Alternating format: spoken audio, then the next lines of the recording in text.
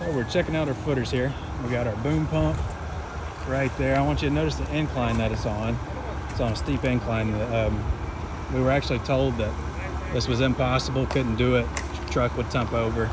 So what we did was we got this line pump, and you can see that on, that's a line pump back there. It's, you know, that's a lot smaller, and it's got, you know, 400 feet. We used about 400 feet of hose to get back here. And then the friction in the tube and the weight of it made it to where we were pouring out really slow. It was taking about 30 minutes a truck. So long story short, we had to get the boss over here with the pump truck, and then they brought us over the pump truck that we originally asked for. And now, as you can see, that plan, which we came up with about 3 weeks ago, we did all the stuff in our head, all the calculations. They had to do it in person, which was much more costly on their end. They actually charged us the same amount for that because they miscalculated. So also don't let them try to double charge you on things. If they said a line pump would do it, and then they got to come out here and bring out something else, just make sure we don't get double charged for that. It did. It maxed out the machine. We put the tarp up. They're just holding it right now to make sure we don't put any concrete stains, because that thing splashes about 30 feet. We put that up. These right here, we want to watch these. We don't want these to go much more than 30 to 40 minutes without more concrete getting poured in. So if not, you can have a cold joint. So think of just two rocks sitting on top of each other versus one rock that's stuck together forever. So you want the concrete to stay moist. So we do have to watch for that. Now you'll see these right here. These are steps. We do have to have several of these in here. Preferably you do them a lot cleaner than this. This one doesn't look too good. But you do them where they're exactly 8 inches, and that way you can, your cinder block guy will like you a lot better. And then you want to make sure you trowel all of this stuff super flat, and even that edge really needs to get knocked down, because we don't know exactly where the center of this footer is until we spend the time to mark it. These are your paddle boards here, and they go on the outside of there, outside of that footer, and then we'll put a horizontal board in between that, and then mark a string, and it's going to help our cinder block guys to get their stuff. So right here, we need to watch these cold joints. We had some delays that we discussed previously, and it really slowed us down, but now we got to watch for making sure our joints are strong. Even our piers here, they need to have a string and their paddle boards to hold it in place. So we put this all up for extra support, like this and that. These aren't marked yet. But what we'll do, as you'll watch the video, we'll figure out wherever the 0 point is, and we'll get this board on the outside square is the most important. We'll take these all the way up to the top, and the top 0, that's, you know, about 16 feet, 18 feet high on that end. And we'll go up to the top of there, and we'll put the string and a screw. And then this board will get the elevation right on the height, and then we'll put the screw wherever it is on the, it's an XYZ axis is what it is. X goes that way, Y goes that way, and then Z is the depth. That's where you get 3 dimensions at. So yeah, so we want to, this is just basic stuff. I did have to work pretty hard to get these put in here, and we want to make sure we have enough wood so we're not wasting wood. We typically do 3 and 4 foot on the inner ones, and then the exterior ones, the exterior 4 corners on the paddle boards, we want to go all the way up to 0, so we can get our string run from there to there. Really important that you watch that these paddle boards go in. You know, I've got our checklist here, and we started getting a little tight on time, so I made this checklist here, and it's got our trucks, when they got here, when they started, when they finished.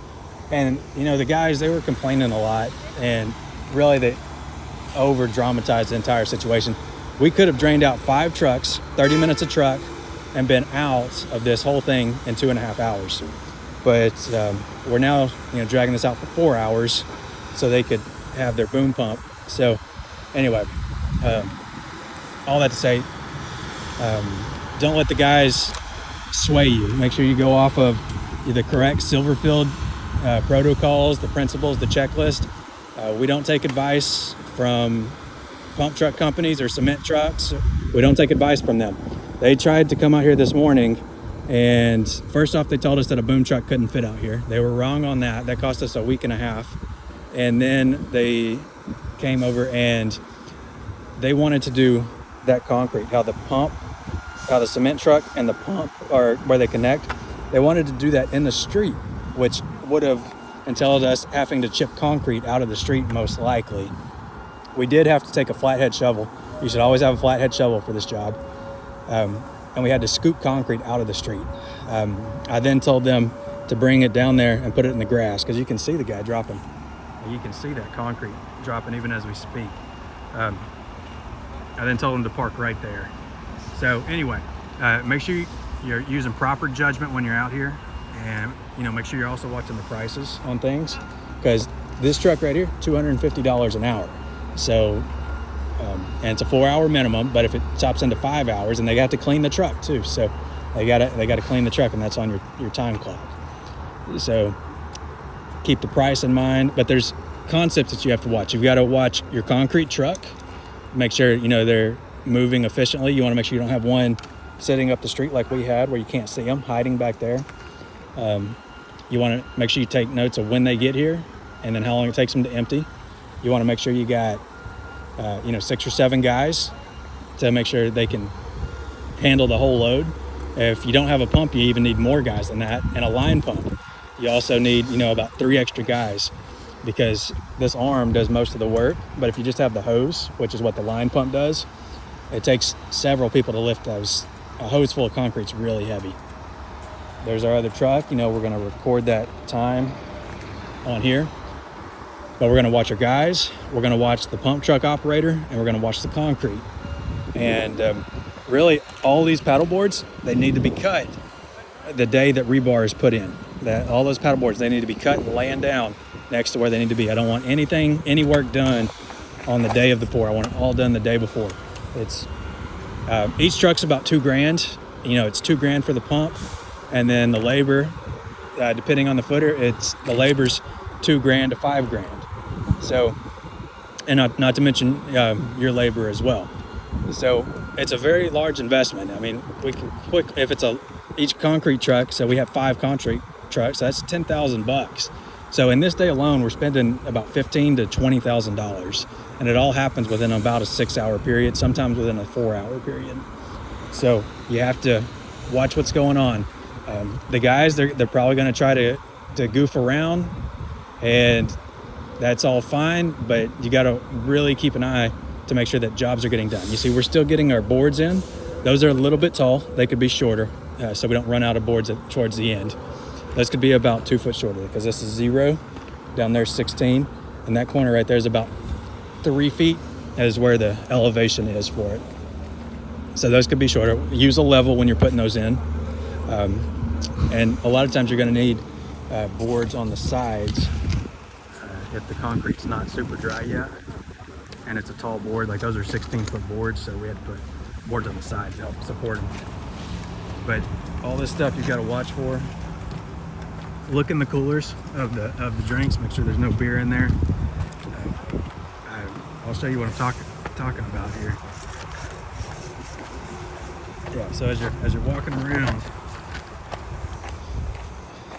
like say this beer got here from somebody. I don't know who it came from, but a good way to look is just casually, and right there it all is. So there you go, guys. That's something we're gonna have to talk about, because they don't need to have all that beer out here, especially breaking the glasses, and not to mention, this is dangerous stuff.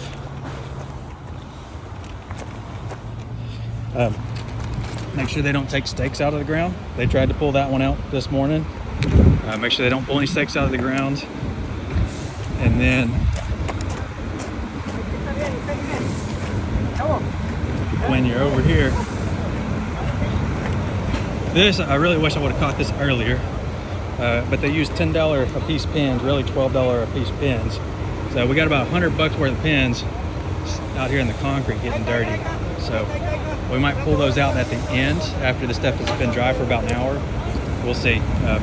But that's the kind of stuff you got to watch for. The customer ordered bricks a little bit early, and Anyway, the supplier said we got to drop them off or throw them away. So we ended up getting forced to put them on the job site, but it kind of blocked us right there. So make sure we're ordering materials according to the checklist, and customers really don't need to be getting any materials to the job sites. That happened without my knowledge. I just showed up and saw it on the cameras about 10 minutes after it got delivered. These are what you use for tying your rebar together. That's your wire mesh. Make sure that all your piers, make sure we have the real stuff, like number 4 rebar at minimum. Number 5 is also good for rebar. And check your slump rate, check your PSI. A lot of things going on. The shortest paddle board's in this corner, the taller one's there, as we discussed. So watch this video as many times as you need to. Watch all of your videos so if you're doing this, you should have already watched even how the slab is poured video before you do this, because today I walked out here and I had to explain what these paddle boards are for. It's part of why I'm making this video, so we don't do repeats. But yeah, if these boards have not been in here, you'll see very soon how much more difficult this is to do without paddle boards.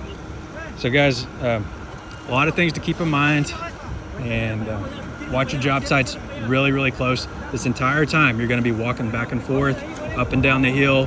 As soon as you get one person checked on, then the other person's going to need checked on. So it's going to be non-stop movement. There's going to be a lot of movement at these job sites.